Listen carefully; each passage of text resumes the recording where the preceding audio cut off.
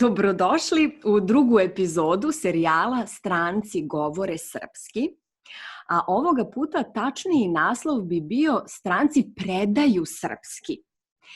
Kako je jedan Tatarin iz Rusije naučio naš jezik i šta da radite ako u planini sretnete medveda, saznaćete u današnjoj epizodi. Moj gost je Azat Fatahov. On predaje ni manje ni više nego 4 jezika. Srpski, hrvatski, bosanski i crnogorski. Azate, ti si završio socijalni menadžment u Kazanu i posle toga si otišao u Hrvatsku. Da. Hoćeš nam ispričati koji je to program bio? Kako si otišao? To je bio dio programa Erasmus+, i zove se programa inače Europska volonterska služba. I moguće sa ovim programom doći svugdje u Europe i živjeti i raditi godinu dana na nekom socijalnom projektu, u nekom društvu. I evo, kad sam saznao da ima ovaj program, tražio sam kamo mogu ići, došao sam u Hrvatsku konačno. Aha. I to je bio mi prvi put kad sam čuo i hrvatsku riječ i jezik. Učio sam dolje i hrvatski. Bila jedna Srpkinja koordinatorica, pa ona pričala srpski, pa onda ponekad riječi su bili različite i tako. I zbog toga opet što ja pričam ruski, bilo mi je dosta to lako da naučim jezik. Mislim da nismo rekli, ti si u stvari došao u jedan program da pomažeš kao volonter u utočištu za medvede. Da. Je li tako? To je utočište za medvede u selu Kuterevo. Da. A gde se to nalazi? To se nalazi na Velebitu. Velebit, kažem, 30 km od Jadrana. To je bilo još jedna prednost ovog projekta za mene, jer ima Jadran, ima more blizu. Dobro. Znači, u stvari je to bilo slučajno. Zapravo si ti slučajno otišao u Hrvatsku. To je bila igra slučaja. Nije bila tvoja namera baš da si želeo u Hrvatsku da dođeš. Da, nije bila baš namera da idem baš u Hrvatsku. I to je bio drugi projekt kam mogao sam doći. Prvi projekt prekinuli prije što ja sam mogao doći. To je bio u Italiji, ali nisam imao mogućnosti dolje doći. Već počeo sam učiti talijanski jezik, ali prekinuli projekt, pa onda malo kasnije bila je ponuda doći u Hrvatsku, pa otišao sam. A ljubav prema medvedima je starija od toga ili je tamo nastala? Pa nije bila ljubav i nije nastala. To je više ljubav i zanimljivost u prirode, jer veliki dio projekta da jesu medvedi centar, to je neki atraktivan dio za turiste, za ljude koji dođu u selo da gledaju medvede. Ali mi kao volonteri više smo opet pričali o tome kako se ponašati u divljoj prirodi, zašto su medvedi tu, jer to su tužne priče uvijek, zašto medvedi u utočištu, zašto nisu u divljoj prirodi. I o tom smo pričali, o tom kako čovjek treba da ponaša se u prirodi, i to je meni bilo zapravo interesantno, zato opet otišao sam na taj projekat. Nije zbog medveda, ali zbog više prirode. Ja imam sina, ne znam da li znaš, imam sina koji ima 3 godine i nekoliko mjeseci i on mnogo voli medvede. I ja sam njemu obećala da ću ja tebe pitati šta treba čovjek da radi kada se nađe u šumi gdje bi moglo da bude medveda. Šta treba da radimo? Sad ja ću da kažem šta ja znam iz filmova, iz nekih priča kad smo bili deca. Savjet je bio da legnemo na zemlju i da se pretvaramo da smo mrtvi. To je jedan savjet, a druga varijanta je da se popnemo na drvo ili negdje visoko. Je li nešto od toga tačno? Imali smo jednu šalu da zbog ovog padnem da pravim se mrtav. I ako medved me pokuša ugristi, onda što raditi? Onda treba prekinuti se, praviti se mrtav. Ali, da, o tom sam čuo i o ovom praviti se mrtav varijantu čuo sam od jednoj bake u selu, da ona živi baš blizu šume i ona kazala da jedan put se desilo da medved je bio tako blizu da ona morala da prekine se mrtva i kazala da ali to je jedan slučaj, ne znam da li je to uvijek tako ili nije uvijek tako, jer medvedi nije moguće predskazati, nemoguće kazati kako će reagirati medved. Oni su baš svaka individualna osoba je medved. Teško kazati kako će on reagirati, ali ovaj medved došao, malo mirišao nju, onda pokušao nju zakopati. Nama onda objašnjavao to jedan biolog iz Hrvatske, da ako je nešto mrtvo, on će nju zakopati, pa onda doći za 2, 3, 4 dana i onda opet otkopati. Otkopati pa jesti kad malo već... Znači, to je... jer to je lakše mu za bolje za njegovo varenje, jel? Da. Aha, kad se leš već malo raspadne. Da, tako su medvedi ponašaju se prema mrtvim životinjama u šume. Tako je. Evo je, jer oni sanitari šume, oni... Aha, kao čiste šumu, zato kažeš sanitari. Aha, da. Oni čiste šumu. Da, čiste šumu od ovih mrtvih životinja. Obično medvedi nisu jedu meso. Europski smeđi medved koji u Srbiji, kažemo u Hrvatskoj, u Balkanu, da, oni 95% u divljoj prirodi jedu biljke, travu, neke voće. Da, bobice. Da, meso jedu samo kada neka mrtva, kažemo, životinja ili bolesna, da ne može trčati dosta brzo. Da, medvedi su spori. Nisu baš spori i evo sad ću odgovoriti na drugi varijant. Nisu baš spori, mogu trčati oko 60 km u sat. Wow. To je dosta brzo. Zato trčati nije baš ima nije dobra ideja. Da. I penje se na drvo više i brže nego mačke su penjali se na drvo u selu. I da, ako ste u prirodi, pokušati ne sresti medveda je najbezbednije. Da, najbezbednije. Zato onda treba ići glasno, pričati najbolje ići sa nekim. Praviti buku. Da on čuje i neće doći kod vas. Jer oni boju se ljude više nego ljudi boju se medveda. Znači boje se od ljudi, sklanjaju se od ljudi. Zato treba praviti buku. Vidiš, moj tata je bio planinar i kada bi vodio mene i mog brata u šumu, on nam je govorio uvek da pravimo buku.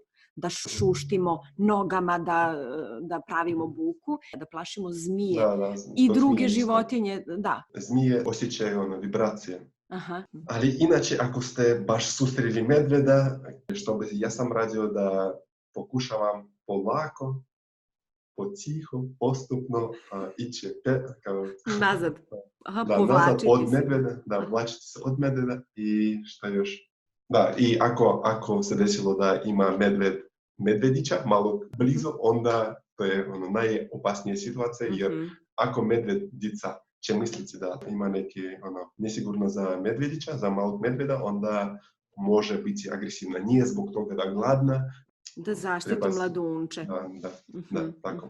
Da. I zato najvažnije to morate reći sinu, da ako voli medvede, onda i ako vidi malog medveda, nije važno da li vidi negdje medvedicu ili nekog većeg.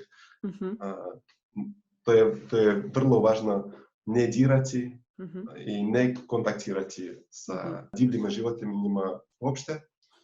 I to je opet jedno zbog sigurnosti da živimo što je moguće duže, a drugo zbog toga da za divlju životinju ovaj kontakt sa čovjekom je opasan, jer oni će izgubiti ovaj strah za čovjeka Ako mi idemo u divlju prirodu, nađemo medveda, pa diramo ga, pa hranimo, onda medved će izgubiti strah za strah od ljudi. Da, strah od ljudi, pa će doći u selo slobodno. Neće mu nešto smetati, će doći pa i tražiti hranu, tražiti da ga diraju. Da ga neko mazi. Da, neko mazi. I pa kad medved je mal, to je dobro, lijepo, interesantno, ali za 2-3 nedjelje ili možda za pola godine, on će biti veliki problem u vrtu. Jako veliki.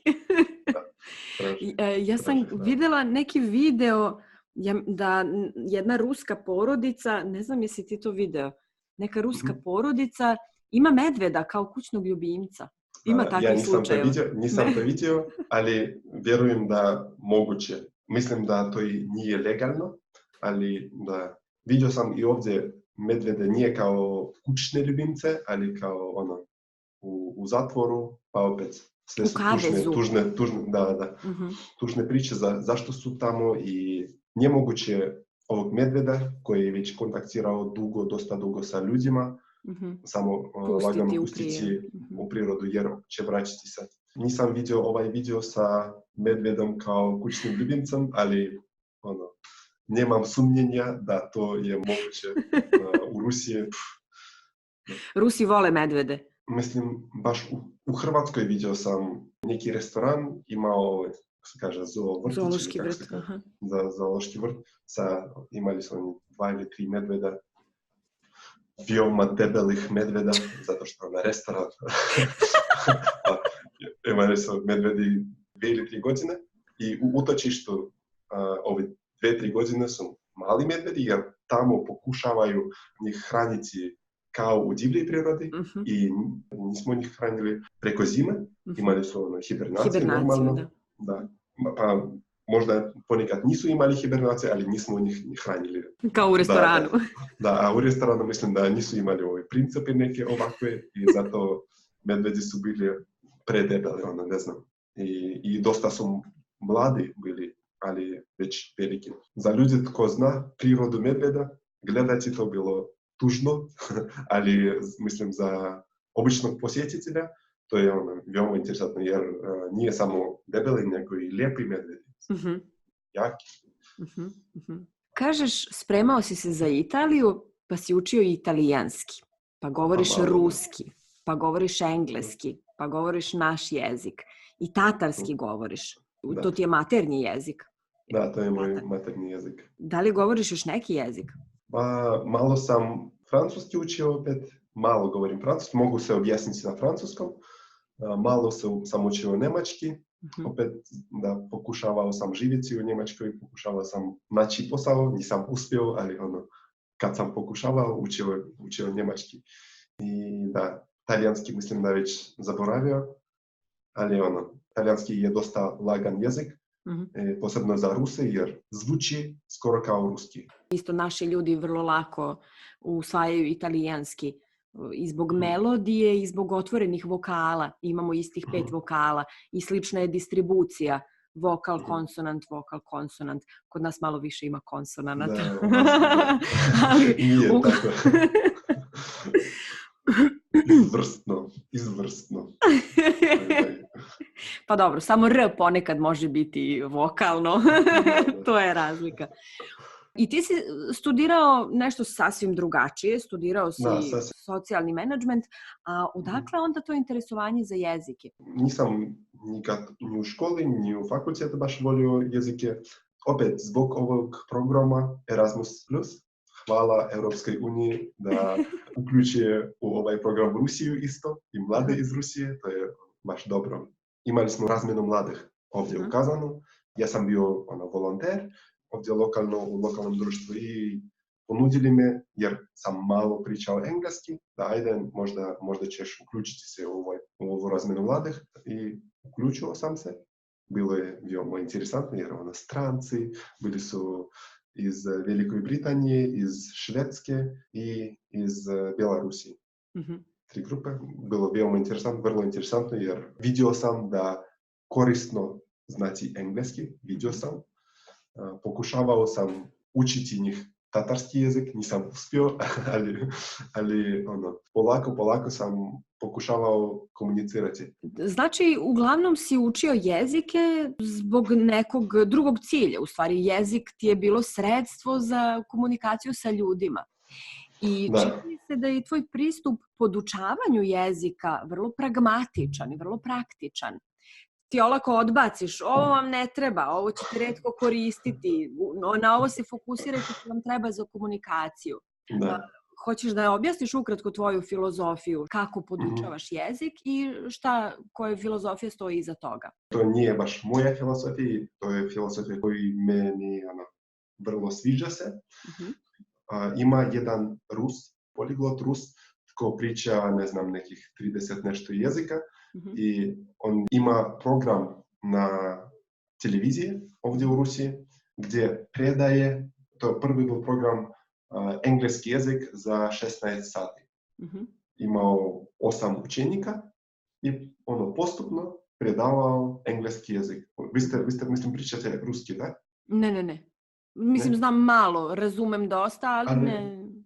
Mislim da ja ću, ako je vam interesantno, ću pošaljiti link na YouTube-u. Svaki put kad netko me pita da azate kako se naučim engleski, Rusi pitaju, moji prijatelji uvijek kažem da evo gledaj ovaj YouTube. Ako imaš 16 sati vremena, ćeš pričati normalno, ćeš imati moći objasniti se, ćeš razumjeti engleski. Ja već pričao engleski kad ovaj program krenuo, ali nakon toga, nakon engleskog, on napravio program sa talijanskim jezikom i to je bio opet jedna kao motiv, jedan razlog zašto sam tražio projekte u Italiji, jer imao mogućnost jer imao mogućnost da naučim talijanski dosta, kažemo kako meni sviđalo se da dosta lagano. Onda bio njemački pa francuski, sad mislim 7 ili 8 jezika, već kineski jezik za 16 sati. Da li je to moguće predstaviti? Wow. Pa bez čitanja, verovatno, bez znakova. Samo pinyin. Sigurno. Nemoguće je naučiti i pisanje karaktera.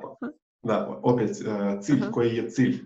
Cilj komunikacija. Je za većinu ljudi, kažem, ni za svi, ima ova grupa ljudi koja kaže ja želim pričati književno, ja želim pričati da hoću biti kao, kako se kaže na srpskom, spy, špijun, kao špijun. Da, kao ista reč na ruskom jeziku. Da nitko ne zna da nisam Srbin, nisam Hrvat. I za njih, opet, i ako kod mene netko dolazi sa ovakvim pitanjem, da ja želim dobro pričati, da želim pričati književno, ili zbog posla, ili zbog još nešto, to je veoma rijetko. I onda kažem, oproštiti, to nisam ja, to mogu vama, ovdje mogu vam pomoći. To nisam pomoći. ja, trebate nekog drugog, ja? Da, trebate ste Magdalenu, obično kažem. A ko su tvoji učenici? Prvi moji učenici bili volonteri. Ja sam bio u Hrvatskoj godinu dana i, kažemo, na 9. ili 10. mjesecu došli novi volonteri iz Europe i oni ništa ne znali, ni hrvatski, ništa, ali kad si živiš u selu, i, kažem, preko ljeta ima puno turista, puno ljudi, dolaze još neki volonteri ko priča engleski. Ali preko zime engleski u selu pričaju samo volontere i možda 2 ili 3 mladih iz sela tko još nije otišao na fakultet. Ja sam to isto osjetio kad sam došao u Hrvatsku, bilo je malo teško, jer zbog ruskog jezika dosta sam već razumio, ali nije dosta da se objasnim normalno. I nije dosta da razumijem sve što pričaju ljudi, što moramo da radimo, jer ako ne razumiješ što raditi, što treba raditi, što trebamo napraviti, onda malo teško. I zato kad su oni došli, oni počeli učiti hrvatski, pa nije mogla učiteljica njihova doći nekih dana i onda ja sam kažem, ajde, ja znam neku metodu, sad ćemo naučiti hrvatski, kažemo, za 16 nastave. I ovaj sistem kojim ovaj Rus Dmitrij Petrov predaje engleski jezik ili neki drugi jezik, ja ovaj sistem kopirao i napravio za hrvatski nešto slično koliko mogu. I svi su bili zadovoljni i meni je bilo opet prijatno i osjećao sam vrlo dobro jer pomagao, jer vidio da ljudi mogu se objasniti susjedima, da mogu sa bakama ne samo piti kavu i kazati dobro, ukusno, ali nešto malo više. To je bilo vrijeme kada osjećao sam da radim nešto korisno za ljude, da pomagam i zato meni to veoma sviđalo se. I onda kad sam vratio u Rusiju, tražio puno posao gdje mogu predavati jezike ili da pričam jezike neke. I postao sam IVS koordinator, Europska volonterska služba za strance koji dođu u Rusiju. Ja sam bio njihov koordinator, pomagao njima ovdje u Rusiji. Aha. Da li si onda njima predavao ruski jezik? Ne, ruski me nije ide. Nije baš volim ruski jezik, posebno predavati jer srpski, hrvatski me veoma interesantan zato što on je logičan. Sve je razumljivo. Zašto ovakva reč, zašto ta reč ta. U Rusiji ima neke reči, uopšte nemam ideje zašto kažemo ovako za ovu stvar. Ima neke nelogičnosti, jel? Nije neke, ali... Im puno. Da, većinom jezik nije logičan i posebno kad pričaš hrvatski, onda srpski, onda vidiš kako je to na ruskom i uopšte nisam htio pričati ruski kad vraćao se u Rusiju. Koliko mogao sam pričao tatarski ili engleski, koliko moguće manje ruski. Evo, našao sam taj posao, nisam predavao, ali nakon 2 ili 3 godine samo napravio, kako kažem, account ili profil u jednom websajtu za Ruse, ko, kažemo, traže da nauči neke jezike. I došla ponuda predavati hrvatski jezik. Ja sam bio zadovoljan, presrećan da mogu opet nešto predavati na srpski, hrvatski jezik. Tako sam sa ovim učenikom počeo predavati hrvatski. Pitali ste tko su moji učeniki. Prvi su bili volontere i većinom ljudi kojim ja pokušavam pomagati su žene tko se udali se za Hrvata Srbina, ili Bosanca, ili sad još interesantnije, ili muškarci tko zaljubljen u Srpkinju, u nekog sa... Da, to su većina. Najčešći slučajevi. Da, najčešći slučaj. Ima li nekoliko čovjeka tko učio zbog posla, ima još dio učenika, kažemo, tko uči zbog roditelja.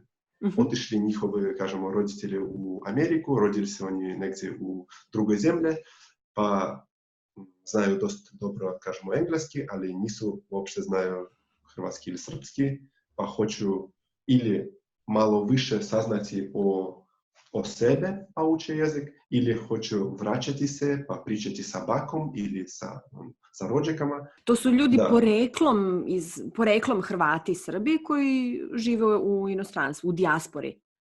Da. Da. Pa manje više to su uglavnom razlozi. Ja kažem, srpski ili hrvatski su jezici ljubavi. Retko ko uči zbog posla, zato što kogod radi neki posao ovde uvek može da prođe sa engleskim, a oni koji baš uče jezik, uvek je to ljubav. Ili ljubav prema nekoj konkretnoj osobi, ili prema zemlji, ili prema jeziku. Svi jeziki pokraj engleskog i njemačkog, možda i kineskog su jezike ljubavi, onda mislim je, ne znam, razlozi učiti tatarski ili... Aha. Uče li ljudi tatarski? Koji je status tatarskog jezika? Je li ga zvanično koristite u Republici ili... U tatarski jezik počnemo s toga da to je drugi najveći jezik koji pričaju se u Rusiji poslije ruskog jezika. Prvi ruski, drugi tatarski. Kažemo ruski 97 i nešto posto, tatarski 2 i nešto posto, ali drugi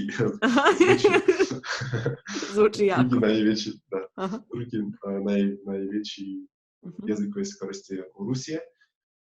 Tatarski jezik je drugi oficijalni, kako se kaže, službeni jezik u Tatarstanu, u Republiki Tatarstan. I mislim, to je to. Vlada Rusije, ne znam da je to vlada Rusije, ali ne znam što je to ide, ali to je nešto politično, da prekine satovi tatarskog jezika u školama. Nemoguće sada, pa možda nije nemoguće, ali teže i teže predavati tatarski jezik. Teško je naći posao učiteljama tatarskog jezika. Nije zbog toga da ne žele ljudi učiti, a zbog toga da ne smiju predavati tatarski više nego 1 ili 2 sata u nedjelju, nešto tako. Što želim da kažem, da malo teže sada predavanje ide tatarskog jezika, ali ljudi zbog toga opet da ima neki pritisak tatarskog jezika, oni sa druge strane jača otpor i interesovanje. Da, interesovanje. Odlično. Ima i ovaj Dmitrij Petrov, Rus, napravio tatarski jezik, pa moguće sad za 8 sati svaki tko žele, ko priča već ruski, naučiti tatarski. To je ono. Tatarski jezik je sličan turskom jeziku, ako se ne varam. Da. A koje pismo koristite? Čirilicu. Tatarski koristi čirilicu, ali koristio i latinicu i moguće koristiti latinicu oficijalno, kažemo službeno, moguće napisati neko pismo u Republiki Tatarstan na latinice, na tatarskoj latinici. I ima još i staru arapsko pismo. Prije koristili su Tatari arapsko pismo, mislim možda zbog religije, jer su islam, muslimani tu. I da, sa turskim jezikom dosta slično. Kad sam u Turske, mogu se sporazumiti, mogu se objasniti opet. Do te mjere slično? Možda kao ruski i srpski. Više slični su jeziki sa kazahskim, uzbekskim, malo manje sa azerbajdžanskim. Možemo se sporazumiti lagano. Uzbek je skoro isti jezik. Ali opet oni su skoro svi pričaju ruski, zato lakše se sporazumevate na ruskom. Da. Ovo je prvi put da čujem da neki jezik ima u stvari 3 pisma čak. Ima ćirilicu i latinicu kao srpski. Srpski zvanično ima 2 pisma, i ćirilicu i latinicu. A vi imate i arapsko pismo, mogućnost da se piše arapskim pismom. Da, ali arapsko pismo, mislim to je nešto kao glagolica. To je nešto... Staro. Jeste. Da, staro. Netko zna, netko koristi, ali u stvari, mislim, arapskim pismom nemoguće pisati službeno pismo. To će ti biti interesantno. Sljedeći intervju ću raditi sa jednim mladim naučnikom koji je istoričar i proučava našu istoriju ovdje i koji je imao prilike da čita bosanske dokumente pisane arapskim pismom. To je čovjek koji je čitao naš jezik pisan arapskim pismom. Da, to je vrlo interesantno. Dobro, znači ti nemaš problem, pretpostavljam, ćirilicu i latinicu jednako dobro se služiš, i ćirilicom i latinicom. Da, za mene skoro isto pisati latinicom ili ćirilicom, ali mislim ćirilicom malo lakše. Možda samo zbog toga da razumem ruski jezik malo više nego engleski. Rekao si mi da si svirao tamburicu. Da. Da li inače sviraš još neke instrumente ili kako je to izgledalo? Svirao sam, da, znao sam kako svirati gitaru i u Kuterevu, u ovom selu, onda ima tambura Kuterevka, baš iz Kutereva.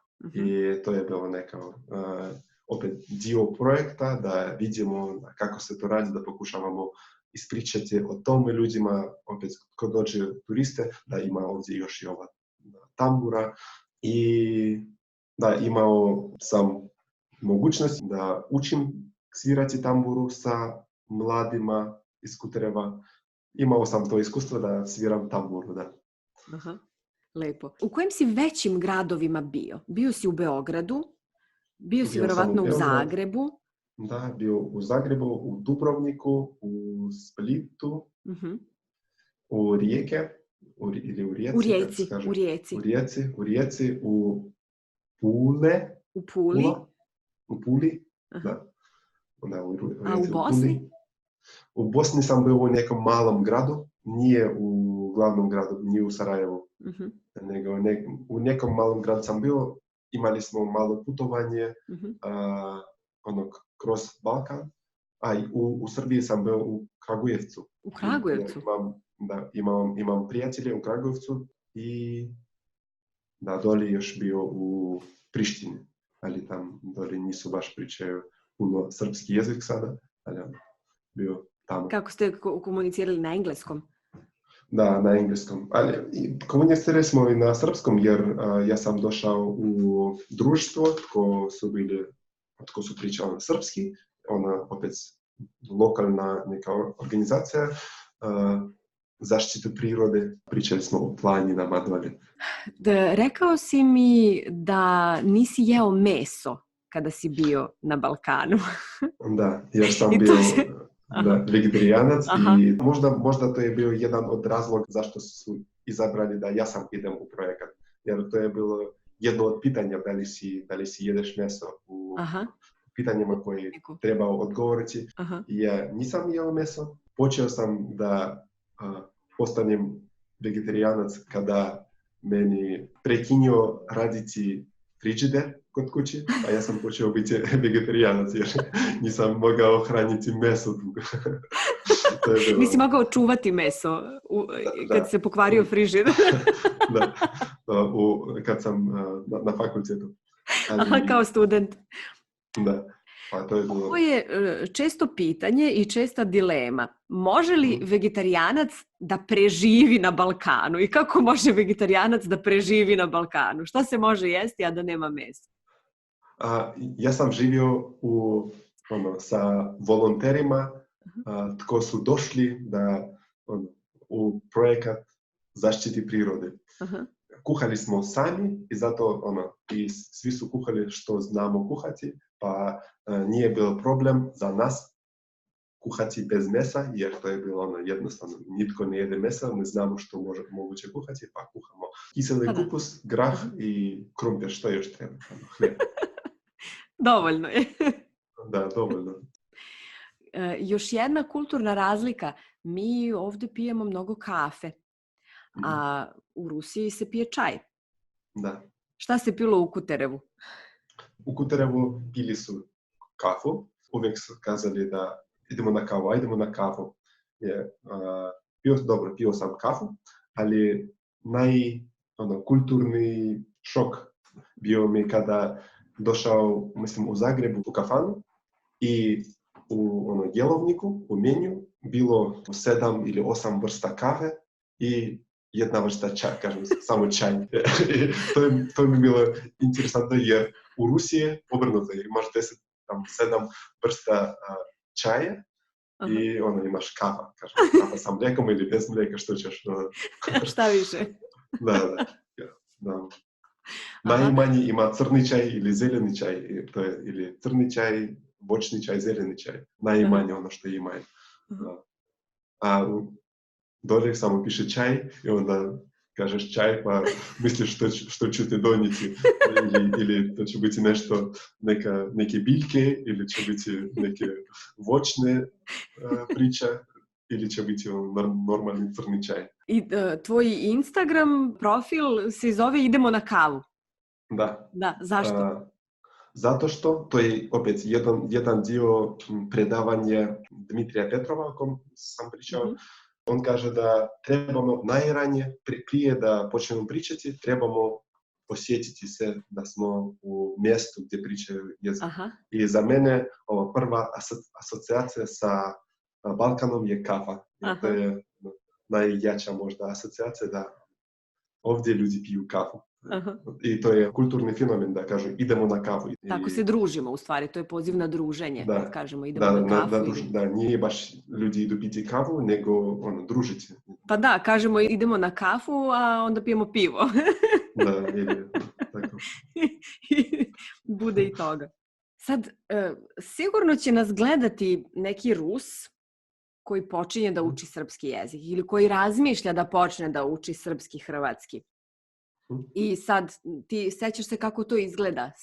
Sve zvuči nekako poznato, nešto može da se hvata, simpatično zvuči, to je tu negde, ali ne znaš zašto da se uhvatiš. Ne znaš odakle da počneš. Šta bi ti takvoj osobi posavetovao? Šta bi bio tvoj savjet za nekoga koji je sada u takvoj situaciji? Želim da kažem najprije kako sam osjećao kad ja sam došao u Hrvatsku. Prvih 2 nedjelje osjećao se kao da živim u nekoj bajke. U bajci da živiš. Da, jer svi su pričali onako kao da kažu molim, dodaj hljeb.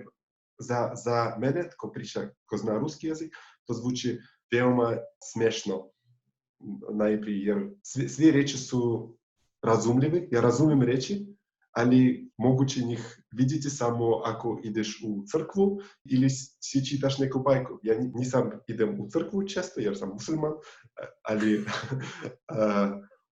u bajke ponekad sam vidio, kažemo, u TV-u ili čitam kada sedimo, pijemo ili jedemo ili pijemo kafu, a ljudi pričaju, a ja smijem se jer meni je bilo smiješno. A šta, na primjer, to, molim te, dodaj mi so, šta se to neko? Molim, Rusi kažu, umaljaju, molim, kažu da, ne znam srpsku riječ, ali na engleskom kažu begging, I'm begging you. Preklinjem. Da, preklinjem. I kaže da sjedimo i jedemo nešto ili pijemo čaj i kaže dodaj mi hljeba, molim te. I meni je bilo veoma smiješno i prvi 2 nedjelje sam uživao sam u tome, pa onda počeo malo se frustrirati jer nisam razumio što se radi. Sada, ako odgovoriti na pitanje, za Rusa ko želi početi učiti jezik, da, ja bih kazao da uzmite ruski glagol. U Rusiji infinitiv, u infinitivu imamo ce, kažemo govoriti i ubaciti to te i mehki znak i staviti ti. Će biti govori, ti, spavati. Nije isto, ali skoro svi razumljivo zbog toga. Ali ako početi učiti, to bilo za koga, za Rusa ili za Engleza ili za bilo koga, najvažnije stvari, sistem glagola i posebne zamjenice, treba znati kako se kaže ja, ti, on, ona. Za Ruse to je lakše, jer to je skoro isto, malo tvrže, kažu Ruse, ja, ti, on, ona i ona. Malo je izgovor drugačiji, ali je praktično ali sve je razumljivo, da, nema uopšte problema razumjeti. Zato sistem posebne zamjenice i glagola, da mogu kazati ja jedem, ti plaćaš, ja spavam, ti radiš. I moguće već sa tim dosta puno dobiti komunikacije. Svakodnevnih potrebe završiti. Bio je to Azat Fatahov. Jel dobro kažem? Sve mi nešto to teško da izgovorim. Fatahov. Sa H. Azat? Da, H. Azat? Azat Fatahov. Fatahov. Ok. Dobro. Bio je to Azat Fatahov koji predaje srpski, hrvatski, crnogorski i bosanski jezik, vrlo praktično i pragmatično. Ako želite da ga kontaktirate, ostavit ćemo u opisu videa njegov YouTube kanal i naravno ako ste na Instagramu, njegov profil je Idemo na kavu, zapratite. I to je to. Ostavit ćemo isto i link, ti ćeš mi poslati, pa ćemo ostaviti link za tog Rusa. Kako se zove? Zaboravila sam. Dmitrij Petrov. Dmitrij Petrov i njegovu ćemo ostaviti da možete da naučite možda neki jezik na taj način, tom metodom. I hvala puno, Azate. Interesantan razgovor. Hvala vama.